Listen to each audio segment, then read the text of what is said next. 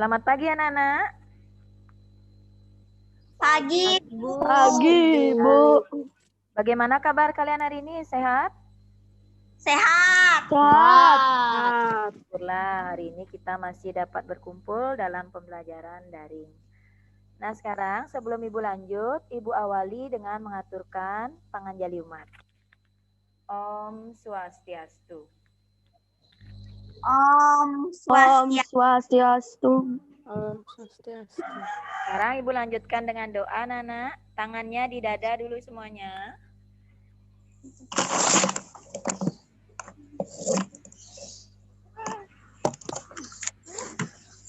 Doa mulai. Om Awigenamastu Namo Sidam. Om Sidirastu Tat Astu Swaha. Ya, selesai. Sekarang anak-anak kita akan menyanyikan salah satu lagu wajib, yaitu Satu Nusa Satu Bangsa. Kita nyanyikan bersama-sama ya anak-anak ya. Ya. Ya, Bu. Ya, mulai. Ya, Bu. Satu Nusa Satu bangsa, satu bahasa kita, tanah air, Jaya, selamat selamanya Indonesia,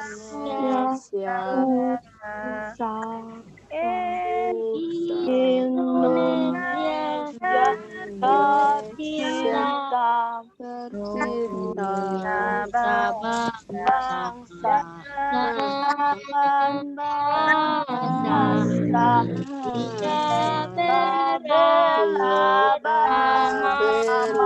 bersama. Ya, terima kasih anak-anak. Nah, sekarang Ibu lanjutkan absen dulu ya anak-anak ya.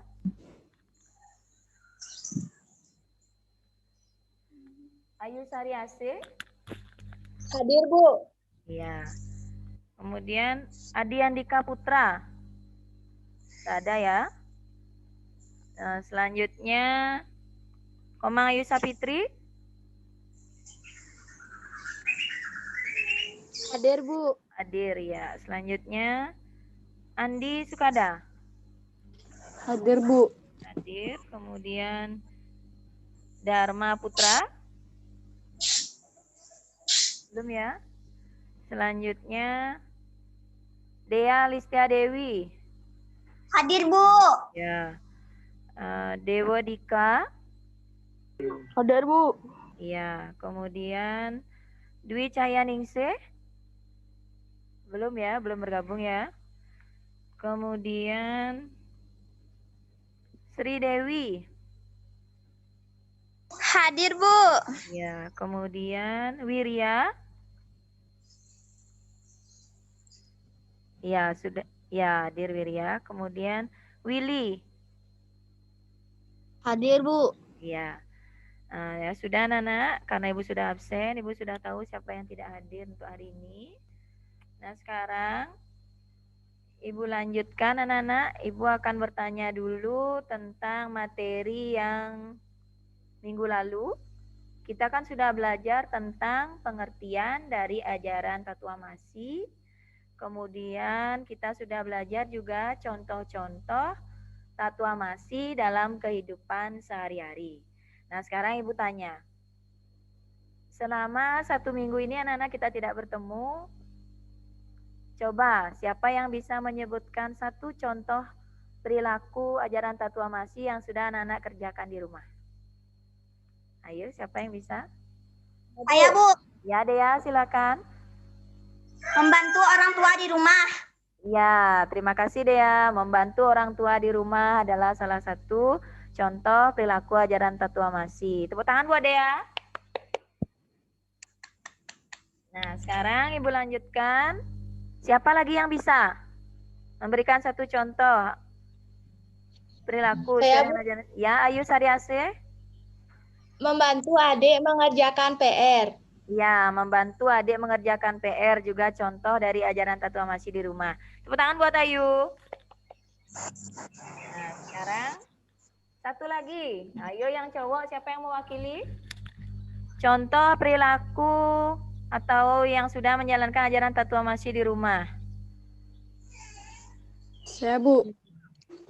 Siapa ya? Andi, silakan Andi. Membantu ibu memasak. Ya, boleh membantu ibu memasak. Bahwa berarti Andi pintar masak ya. Mau rajin membantu ibu Ya, Bu. memasak ya. Tepuk tangan buat Andi. Nah, itu contoh dari perilaku ajaran Tatua Masih yang sudah kita pelajari waktu ini anak-anak ya dalam kehidupan sehari-hari. Nah, sekarang Ibu akan lanjutkan materi selanjutnya yaitu tentang contoh-contoh cerita ajaran Tatua Masih dalam cerita Itihasa. Nah, sekarang sebelum Ibu lanjut ke materi, kita tepuk PPK dulu ya bersama-sama. Biar lebih semangat anak-anak. Ya. Tepuk PPK. Religius. Ya. Yus.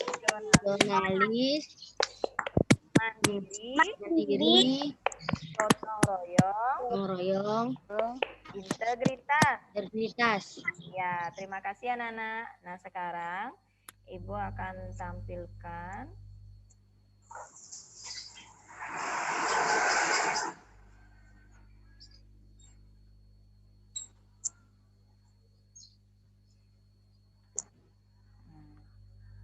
Nah, anak-anak bisa terlihat nak slide-nya Ibu? Bisa, Bu. Ya, Bisa, Bu. Ibu awali dengan PowerPoint-nya dengan mengucapkan Om Swastiastu. Kemudian sekarang Ibu lanjutkan yang kedua ya, sebentar.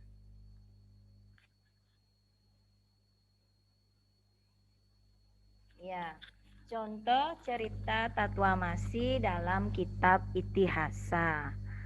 Nah, di sini anak-anak kita akan mempelajari contoh cerita Tatua Masih ini dalam kitab Itihasa. Kitab Itihasa ini adalah bagian dari kitab suci Weda. Ya, bagian dari kitab suci agama Hindu kita yaitu Weda. Nah, sekarang sebelum kita lanjut anak-anak, kita akan lihat bersama dulu. Kita akan ketahui bersama dulu apa sih pengertian dari Itihasa. Nah, ini di sini anak-anak sudah terlihat anak-anak? Sudah, Bu.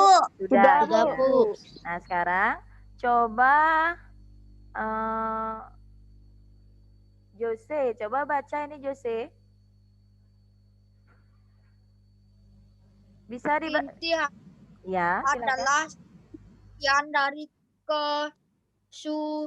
kesusastraan Hindu yang menceritakan kisah-kisah epik atau kepahlawanan Ya. para raja dan kesatria Hindu pada masa lampau Ya. dan dibumbui oleh filsafat, agama, mitologi, dan makhluk supernatural. Ya.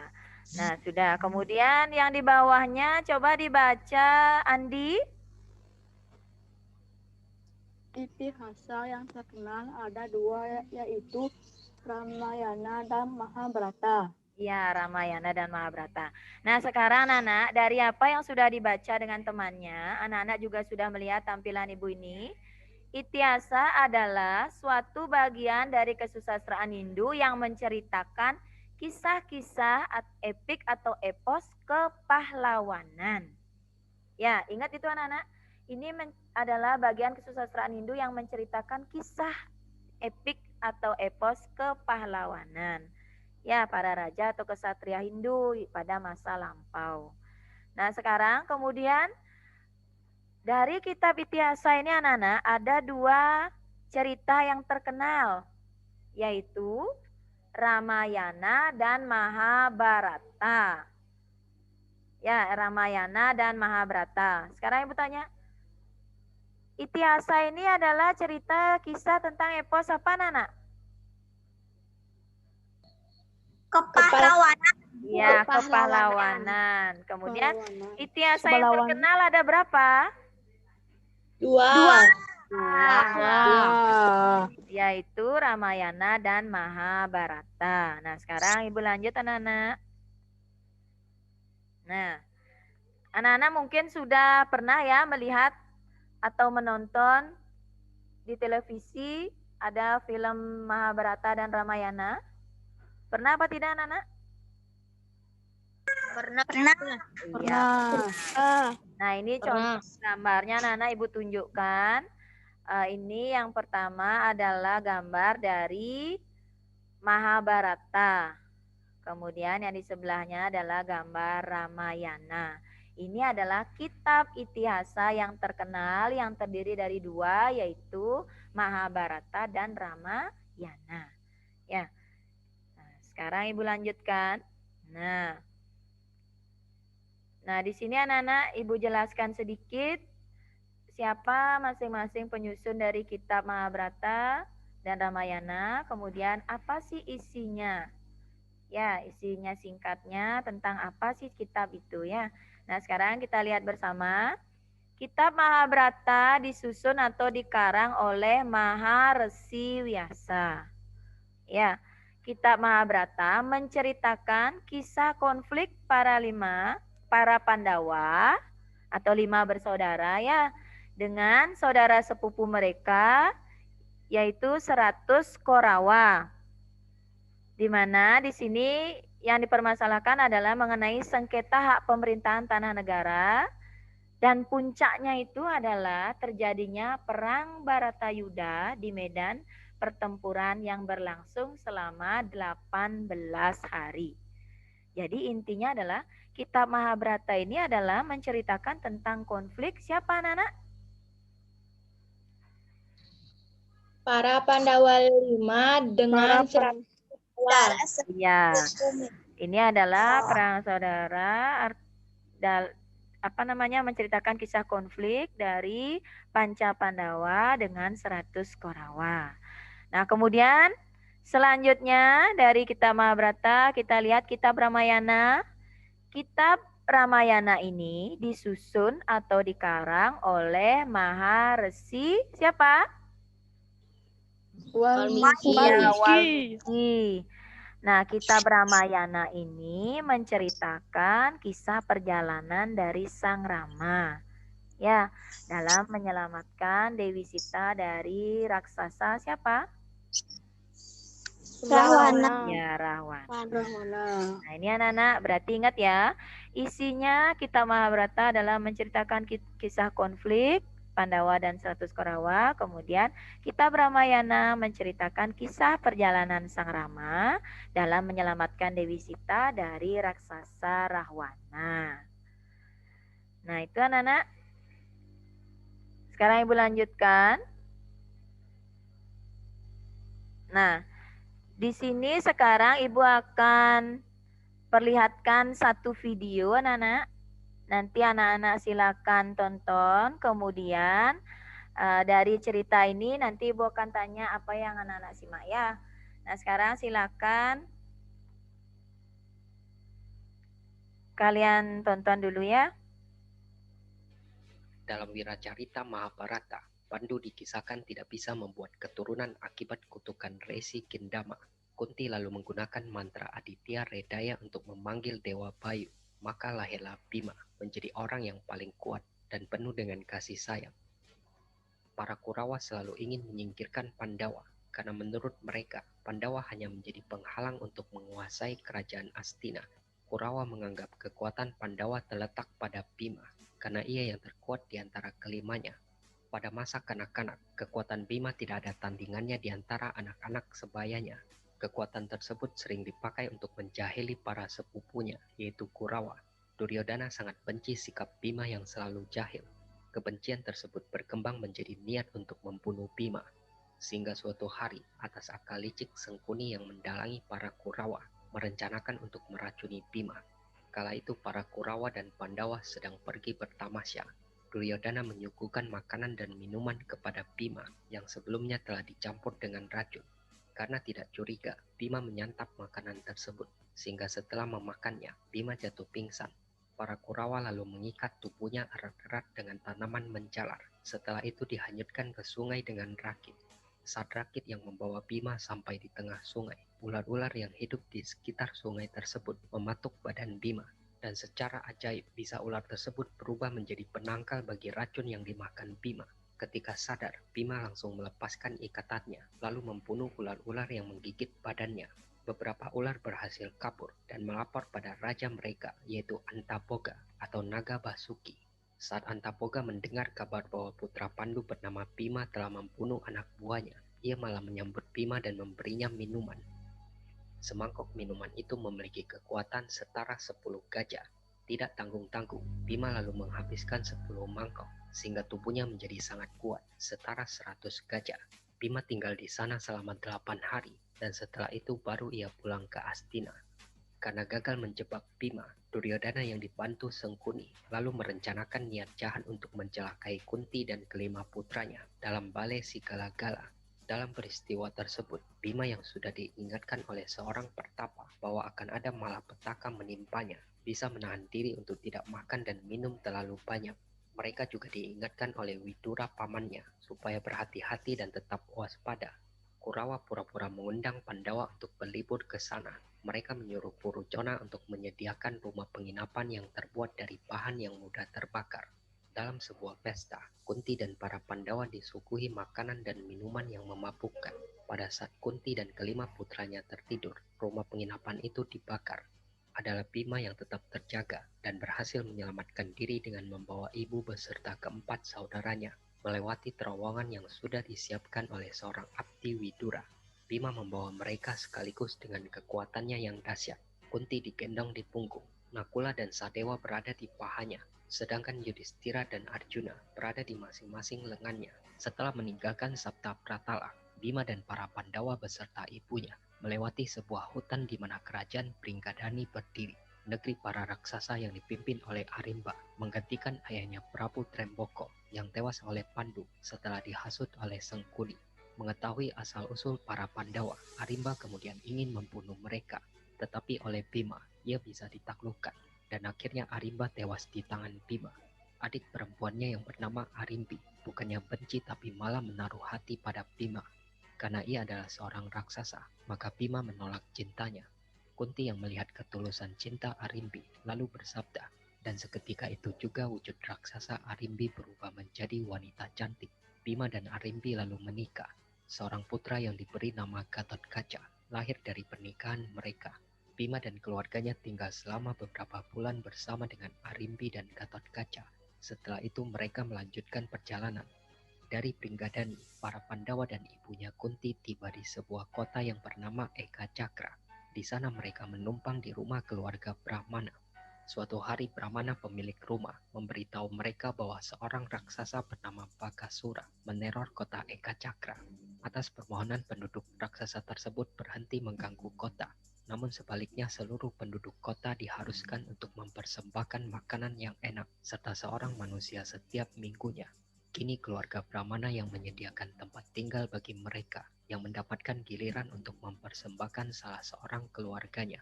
Merasa berhutang budi dengan kebaikan keluarga itu, Kunti berkata bahwa ia akan menyerahkan Bima yang nantinya akan membunuh raksasa Bakasura.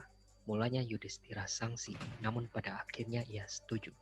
Pada hari yang ditentukan, Bima membawa segerobak makanan ke Goa Bakasura. Di sana ia menghabiskan makanan yang seharusnya dipersembahkan. Bakasura yang merasa dipermainkan pun marah dan lalu menyerang Bima. Setelah pertarungan berlangsung lama, Bima berhasil meremukkan tubuh Bakasura. Ia lalu menyeret tubuhnya sampai di pintu gerbang Eka Cakra. Atas usaha Bima, kota Eka Cakra pun menjadi tenang kembali. Ia dan keluarganya tinggal selama beberapa lama di sana.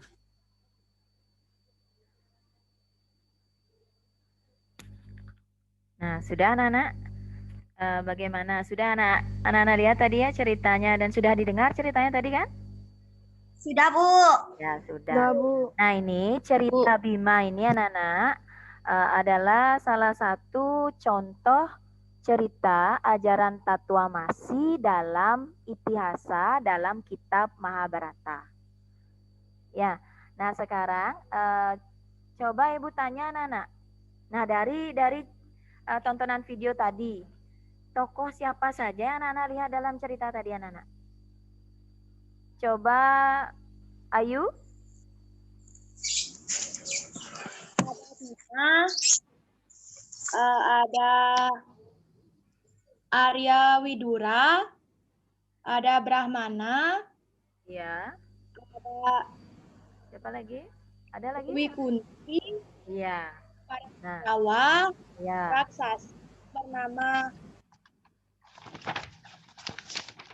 raksasa yang bernama Arimba dan adiknya yang bernama Arimbi. Ya, betul sekali Ayu. Nanti Ibu kasih nilai tambahan ya, yang mau menjawab dari tadi itu sudah Ibu kasih nilai tambahan. Ibu tambahkan nanti di daftar nilainya ya. Nah, sekarang coba yang lain, Andi. Nah, itu jawaban Ayu tadi. Sekarang Andi bisa siapa saja yang Andi lihat dalam tokoh itu? Bima, Iya. Korawa, Iya. raksasa namanya Awimba, Ya. dan adiknya bernama Awimbi. Iya, betul sekali. Nah, dari sini anak-anak, dari tokoh-tokoh ini. Nah, sekarang Ibu tanya, coba sebutkan dari cerita yang tadi anak-anak, tokoh siapa yang diceritakan menjadi pokok utama dalam cerita itu. Dia siapa yang sangat berjasa dalam cerita itu anak-anak? Siapa tokohnya? Dia melakukan Bima. apa? Coba satu saja. Ayu Bima. Saryati, satu saja. Bima. Betul sekali. Nah, sekarang anak-anak, dari cerita ini kalian sudah ketahui bersama, ini contoh ceritanya adalah salah satu cerita dan di buku paketnya sudah ada di halaman 73. Sekarang coba anak-anak buka halaman 73. Anak-anak baca di sana ada contoh tentang ajaran Tatuamasi, contoh ceritanya yang berhubungan dengan kitab Itiasa yaitu Mahabharata. Di sana diceritakan tentang Bima dengan si Dimbi.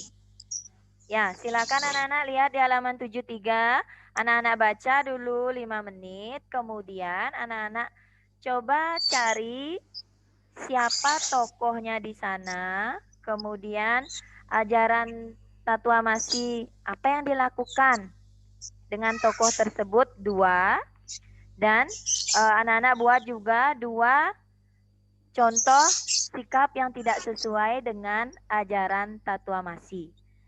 Ya, sudah mengerti anak-anak? Sudah, Bu. Ya, Ibu kasih Sudah, Bu. waktu Sudah, Bu. 5 menit, silakan anak-anak baca, kemudian anak-anak kerjakan tugasnya, nanti Ibu suruh anak-anak membacakan ya. Ya, silakan anak-anak baca dulu bukunya. Kita literasi dulu.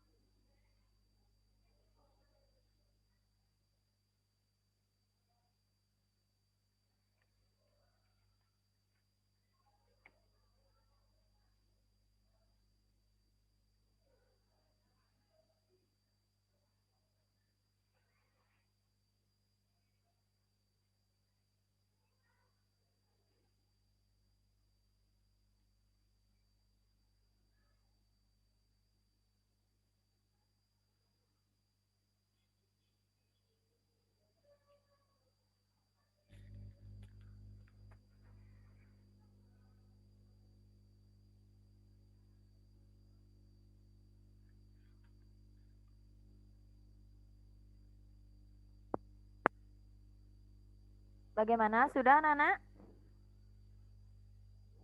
Sudah, Bu. Ya, sudah selesai Bu. dibaca? Sudah. Bu. Sudah. Bu. Sudah anak-anak menulis tokoh siapa, kemudian perilaku apa yang dilakukan oleh dari tokoh-tokoh tersebut? Sudah, Bu. Sudah. Sudah. Nah, sekarang coba Ibu panggil Dewo Dika. Coba Dewo Dika bacakan apa yang Dewo ketahui dari cerita yang Dewo baca tadi.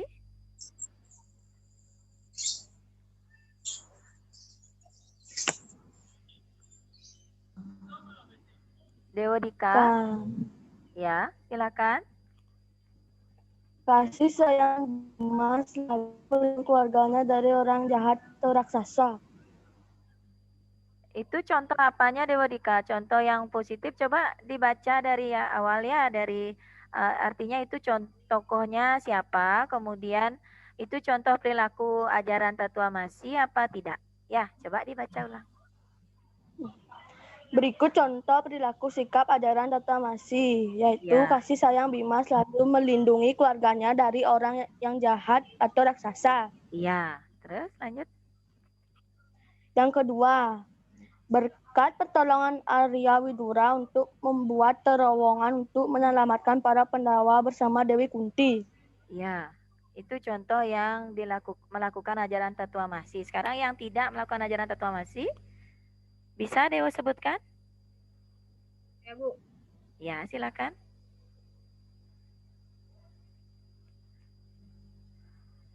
Dibuka dulu mic-nya, Dewa. Berikut contoh perilaku sikap tidak sesuai ajaran Tatua Masi. Ya, Yang silakan. pertama, raksasa Idimba yang selalu ingin memangsa manusia. Ya, selanjutnya. Yang kedua, raksasa Baka yang setiap tahunnya selalu menginginkan persembahan manusia untuk disantapnya. Iya, ya. Terima kasih, Dewo. Nanti Ibu kasih nilai tambahan ya yang sudah mau menjawab. Tepuk tangan dulu buat Dewo. Nah, sekarang coba Ayu Sariasih. Silakan dibacakan, Ayu.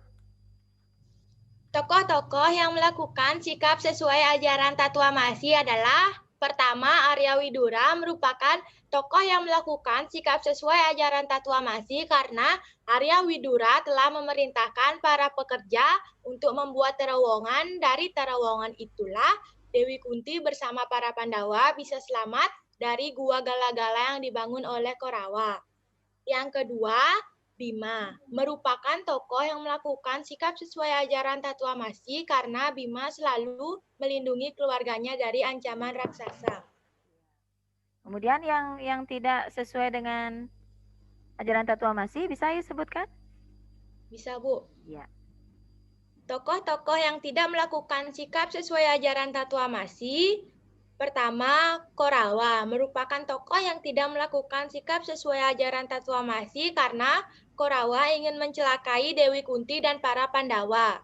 Yang kedua, raksasa yang bernama Hindimba merupakan tokoh yang tidak melakukan sikap sesuai ajaran Tatua Masi karena Hindimba ingin menjadikan Dewi Kunti dan para Pandawa menjadi santapannya.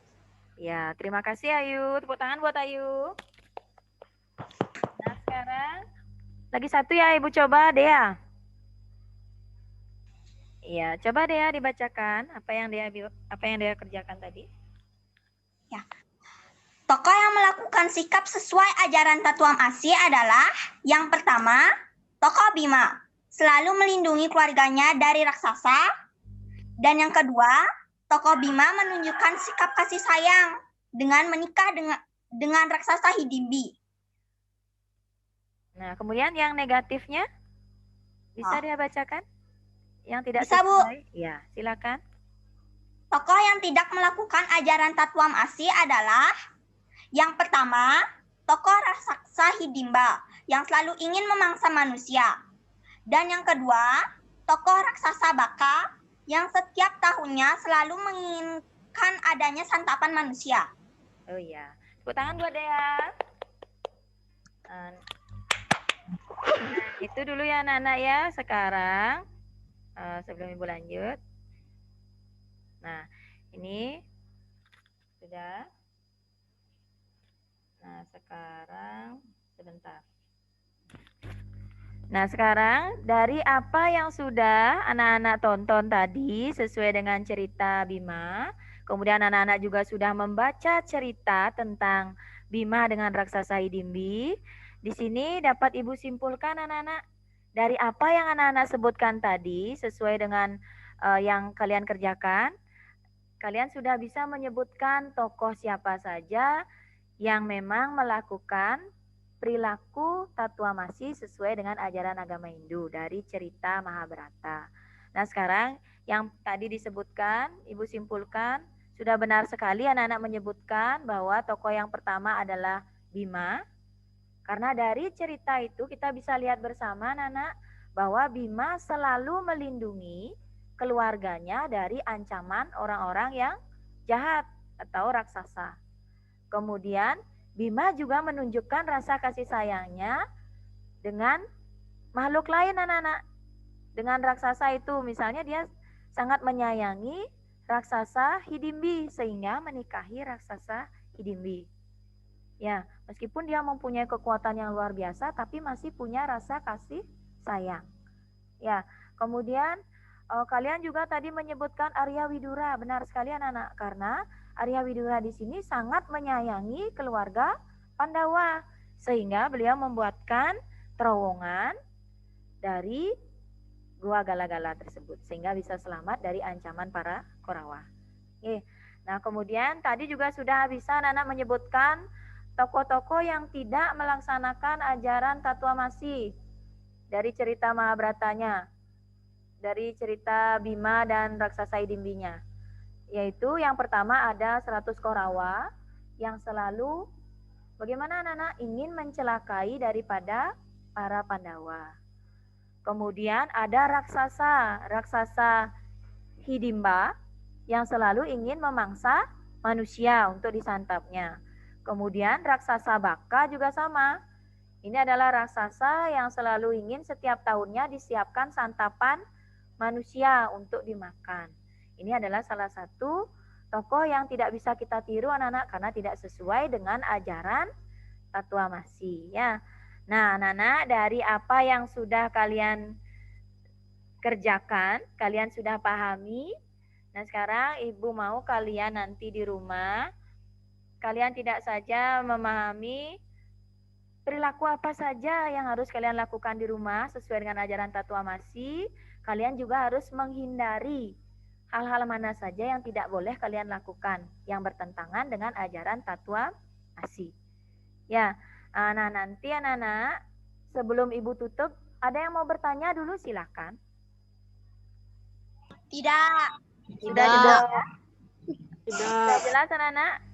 Nah sekarang coba Ibu yang bertanya dulu. Dalam kitab Itihasa ada 2 cerita yang terkenal. Coba sebutkan. Sri Dewi. Ramayana. Ya Bu. Mahabharata sama Ramayana. Ya, Mahabharata sama Mahabharata dan Ramayana. Nah, kemudian nanti kalau anak-anak disuruh buat contoh bisa ya? Contoh ya seperti biasa ya, sudah bisa. Tadi juga sudah bisa dan bahkan ini harus dilakukan anak-anak ya. Jangan hanya mengerjakan di buku tulis saja. Anak-anak bisa menulis tapi tidak dilakukan. Ya, tetap ajaran tatuamasi selalu mengajarkan kita untuk saling tolong-menolong.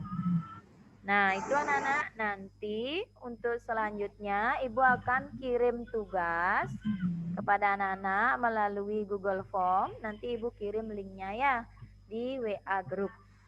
Nanti silakan anak-anak kerjakan. Kemudian Ibu juga mengirimkan tugas keterampilan. Nanti anak-anak akan Ibu suruh mengerjakan atau mengumpulkan foto atau gambar-gambar tentang tokoh-tokoh yang melakukan ajaran tatuamasi di dalam cerita raksasa Hidimbi dan Bima atau Bima dengan raksasa Hidimbi. Kalian cari tokoh-tokohnya atau gambarnya, ya cari di internet, kemudian kalian tempel, dan hasil. Kemudian isi keterangan anak-anak. Misalnya kalian mencari gambar Bima, kalian isi keterangan apa yang dilakukan oleh Bima di bawahnya. Ya, kemudian kalian tempel di buku tulis kalian foto dan kalian kirimkan ke Ibu. Nanti hasilnya tolong disimpan dulu ya. Sudah itu saja Nana untuk hari ini. Kalau tidak ada yang bertanya, Ibu tutup dengan Paramo Santi. Om Santi. Om Santi, Santi, Santi, Santi, Om.